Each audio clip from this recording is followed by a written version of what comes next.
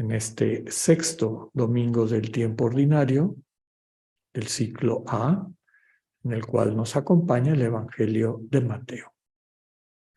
Como tema, les pongo un texto tomado literalmente de la lectura del Evangelio. Si su actuar no es mejor que el de los escribas y los fariseos, no están en comunión con Dios. La primera lectura que nos presenta la liturgia de este domingo está tomada del libro del Siráside, también conocido como Eclesiástico. El nombre de Siráside se toma de la genealogía con que se presenta el traductor del libro al griego como nieto del autor. Simón, hijo de Jesús, hijo de Eleazar, hijo de Sirá. Siráside, perteneciente a Sirá, a quien este traductor reconoce como autor. También se le conoce como eclesiástico precisamente porque abunda en consejos de vida práctica, de conducta moral, solidaria, responsable. Pues a lo largo de la historia la Iglesia lo usó mucho en su propia liturgia. Entonces de ahí el segundo nombre con el que se conoce de eclesiástico. Fue escrito en hebreo a inicios del siglo II a.C. para subrayar la importancia de permanecer fieles a la Torá, es decir, a la ley, y a las tradiciones de sus mayores, dirigido a los judíos de la diáspora, es decir, los judíos que vivían dispersos por todo el mundo, no en la tierra de Israel, sino por todo el mundo, invitándoles a no perder su identidad como pueblo de la alianza. El autor, por el estilo que presenta el libro, fue un hombre culto y experimentado. Considera que la sabiduría se construye tomando en cuenta varias fuentes importantes: la tradición, la observación, la experiencia y la reflexión. Así el ser humano alcanza la verdadera sabiduría, que es la reverencia a Dios a través de la observancia rigurosa de la ley, de la fidelidad a los mandamientos de Dios. Tomado del texto que escucharemos, delante de cada persona está la muerte y la vida. Le será dado lo que escoja. Nuestra segunda lectura está tomada del el Salmo del día de hoy está tomado del 118, 119 en la numeración antigua, un salmo que elogia la ley divina. Vamos viendo que es el tema central de nuestra liturgia dominical. Afirma que el conocimiento y observancia de la ley es la fuente de toda auténtica sabiduría. Dichosa la persona que comprende la ley y la vive, la convierte en vida. No hay alegría más grande que vivir acorde a la voluntad de Dios. Nos dice el salmista: dichosa la persona que es fiel a lo que Dios le enseña y quien busca a Dios de todo corazón. En la segunda lectura continuamos nuestra reflexión de esta carta tan rica, primera carta del apóstol San Pablo a los Corintios, en los versículos inmediatamente siguientes del capítulo 2, a lo que meditamos la semana pasada.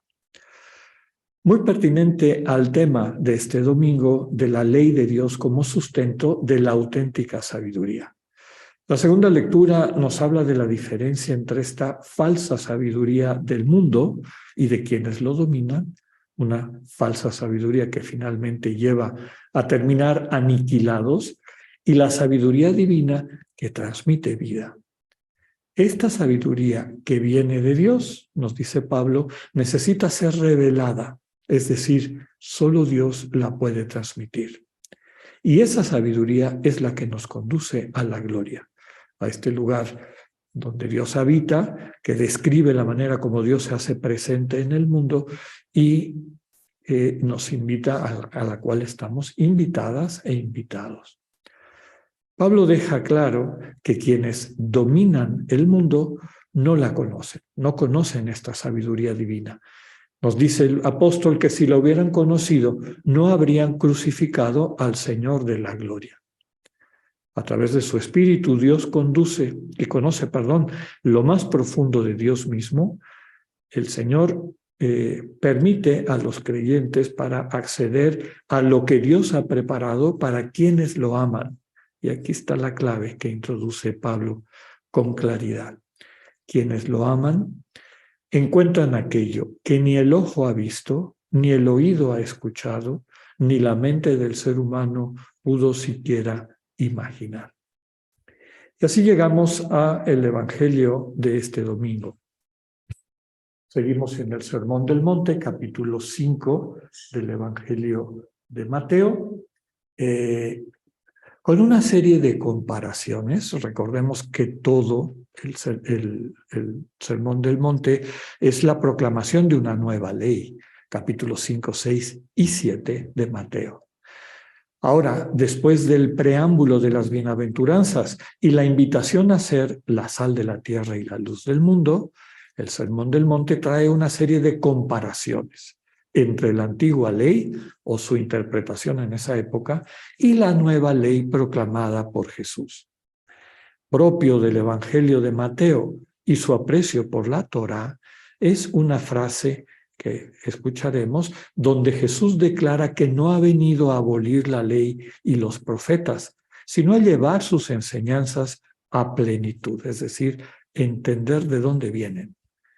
La invitación es a buscar el sentido último de los preceptos, de los mandamientos, de las instrucciones, y no quedarse con una interpretación superficial y simplista, que en el fondo podría estar escondiendo el pecado fundamental, es decir, el egoísmo y una dureza de corazón. Entrar en la lógica del reino implica pasar de una moral de mínimos, lo mínimo para no romper el vínculo con Dios, a una ética de máximos, a descubrir el bien fundamental y ordenar la vida desde ese bien fundamental. Finalmente, en todo lo que pensemos, digamos y hagamos, el valor supremo, este bien fundamental, es el amor discernido que en todo debe imperar. Es decir, los mandamientos en sí mismos no tienen sentido si no los vemos como invitaciones a amar correcta y concretamente a Dios y al prójimo. La manera como Mateo nos presenta esto es a través de una serie de comparaciones, entre las cuales les pongo aquí, fíjense, subrayando con negritas, pero en color blanco, lo que dice la antigua ley, y les pongo en amarillo lo que el Señor sugiere en esta nueva ley. Fíjense cómo pasa de una moral de mínimos, lo mínimo para no romper, como les decía, ese vínculo con Dios, a esta ética de máximos. Llevar hasta las últimas consecuencias el mandamiento fundamental del amor. En la primera comparación, dice el texto, han oído que se dijo a los antepasados, no matarás, y aquel que mate será reo ante el tribunal.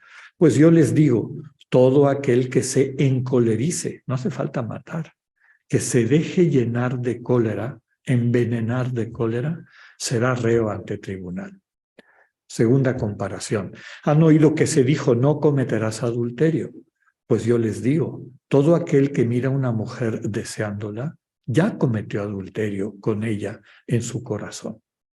Han oído también que se dijo a los antepasados, no perjurarás, sino que cumplirás al Señor tus juramentos. Pues yo digo que no juren en modo alguno. En resumen, más allá de una mera observancia superficial, el Señor invita a una conversión de nuestras intenciones. Dios nos capacita a ver el mundo desde su sensibilidad compasiva y misericordiosa, y nos capacita así para actuar en el mundo de esa manera. Nos quedamos con esta frase fuerte. Si su justicia no es mayor que la de los escribas y fariseos, ciertamente no entrarán al reino. Les comentaba al inicio de la Eucaristía que yo siento que el tema principal de este domingo es este binomio ley-sabiduría, ¿no? Ley-sabiduría. Sí hay una manera de describir la sabiduría que es diferente, por ejemplo, de la erudición. Hay gente que es muy erudita, es decir, que sabe muchas cosas. Le puedes preguntar de lo que sea, inmediatamente te lo contesta, sabe cantidad, puede tener buena memoria, en fin. ¿Cuál es la diferencia entre saber muchas cosas y a veces hasta la inteligencia y la verdadera sabiduría? Es que el sabio es una persona que con eso que conoce del mundo, los elementos que tiene, sabe gobernarse, sabe actuar, interactuar en el mundo de una forma positiva y constructiva. Ese es un sabio o una sabia.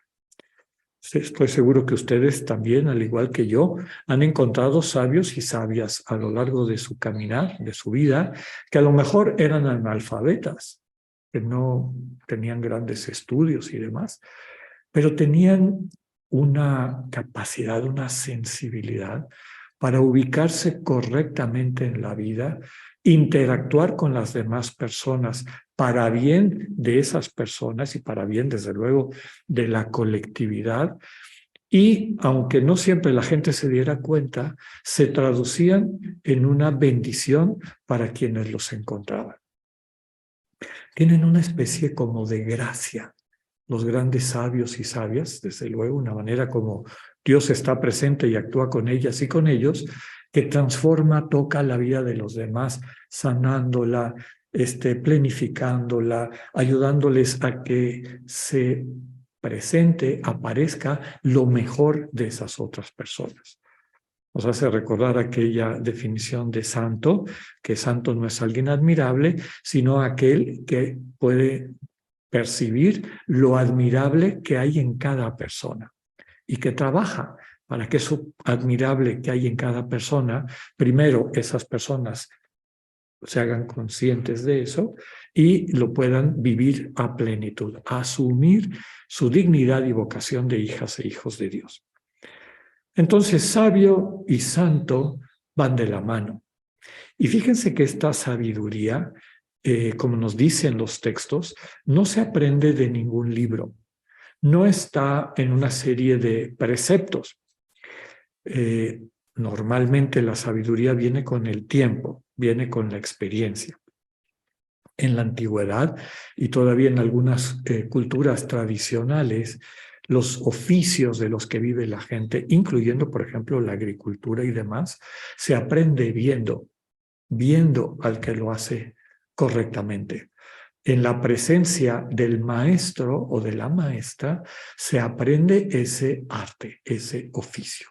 Y eventualmente por modelaje, viendo no solamente lo que hacen con las manos, sino su actitud, pues la gente va abriéndose, va desarrollando, madurando su conciencia para entonces hacerse sabio o sabia. Con todo, cuando alguien entra de aprendiz a un taller o algún lugar, hay una serie de reglas. Tienes que llegar a cierta hora, vas a hacer tal cosa. Hay muchos preceptos. La conciencia humana en su proceso de maduración, de consolidación, si no se le ponen límites, si no se contiene, si no se le dan algunas instrucciones básicas, mira, ten cuidado a la hora de manejar la madera, no te vayas a raspar, ten cuidado a la hora de cortar, de lijar, en fin, nunca lijes contra la trama, ahorita se me fue el nombre, de la madera, en fin, una serie de cosas, pues que son reglas, ¿no? Que me transmite mi maestro, ¿no? El Señor le está transmitiendo al pueblo de Israel en el texto del día de hoy, que leíamos en el Evangelio, esta comparación, les han dicho, yo les digo.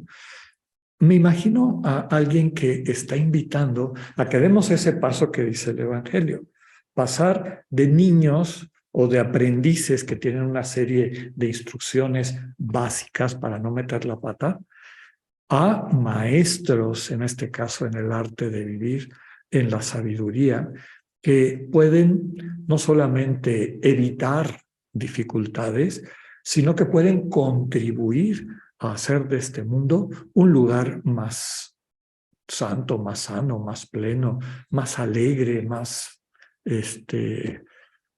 solidario, etcétera, ¿no? Realmente contribuir a que el mundo sea cada vez más un lugar de bendición donde todas y todos, sintiéndonos parte de una sola familia y unidos en un amor compartido, construyamos un mundo diferente, ¿no? Cuidemos de la creación, nos cuidemos mutuamente, en fin.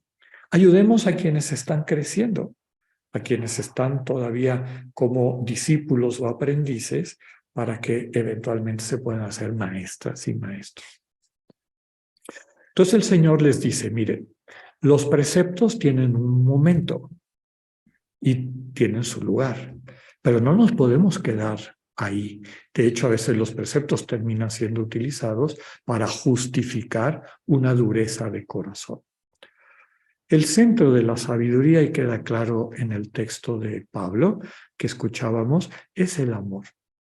Ese amor, esa sabiduría misteriosa de la que habla Pablo, que solo la puede revelar Dios, es lo que nosotras y nosotros tratamos de aprender cada día cuando guardamos silencio durante el tiempo de nuestra oración contemplativa y nos ponemos en las manos de Dios.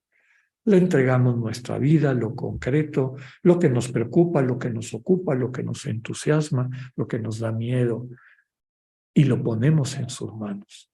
Y después, como buenos aprendices, guardamos silencio y le dejamos a Dios tomar la iniciativa. Dios se comunica y nos comunica esta sabiduría de una manera realmente misteriosa, como dice Pablo en su carta a los Corintios. Sin darse cuenta, uno se va haciendo sabio. Los primeros asombrados somos quienes captamos, oye, antes yo me enganchaba mucho con estos problemas. Yo antes reaccionaba de esta forma, mi ego me zarandeaba y ahora me percibo como que despierto dándome cuenta de que me ubico mejor en el mundo, me relaciono mejor con la gente que me rodea, etcétera.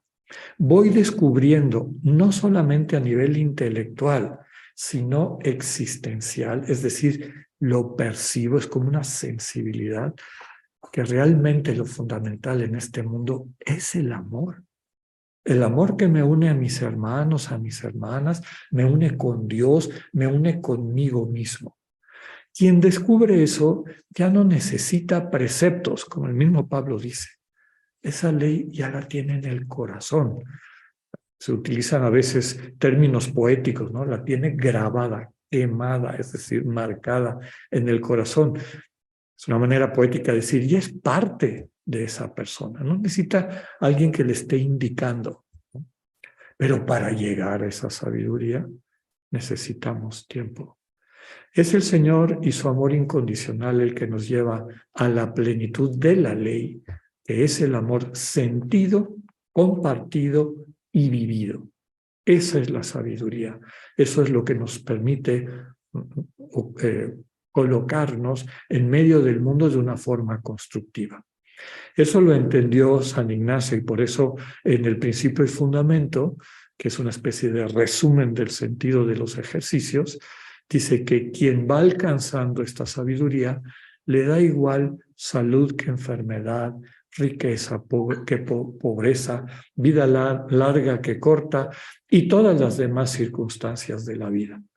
Quien encuentra el amor, quien descubre, permite que Dios le vaya modelando como maestro esa sensibilidad en su corazón, ya no necesita de preceptos, ya no necesita de alguien que le esté regañando, ha descubierto el tesoro escondido, la perla preciosa, aquello que le permite ser una buena noticia para los demás.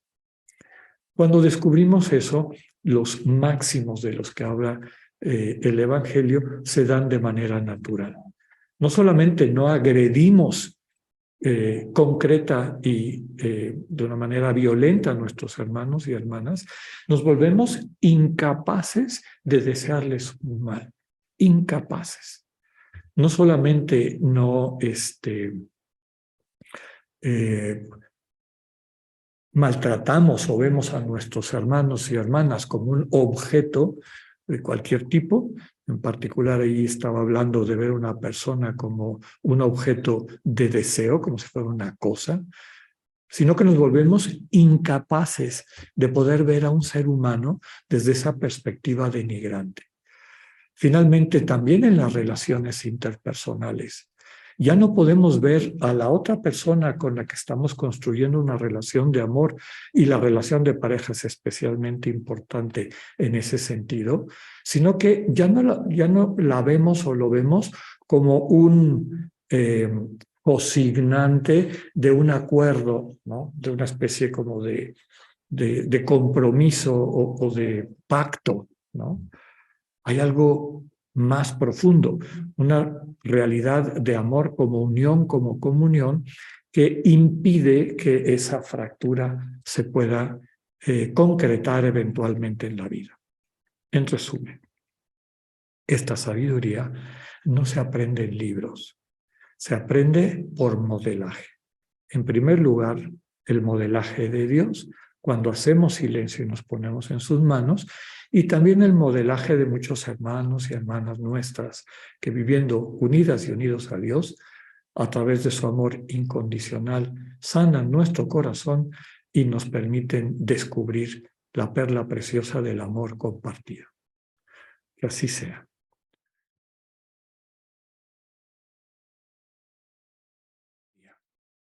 Yo te invitaría en esta semana para que acudas a esa universidad de la vida plena, de la sabiduría, del arte de vivir, que es el encuentro con Dios. Lo que vas a recibir de manera misteriosa, más allá de palabras, de discursos, con esa presencia de Dios que hace las cosas nuevas, te va a cambiar. Vas a pasar a ser realmente sabio, sabia. Y desde esa sabiduría, el arte de poder aplicar lo que tenemos para construir un mundo mejor, pues convertirnos en bendición para los demás. Que tengan una excelente semana. Dios con ustedes.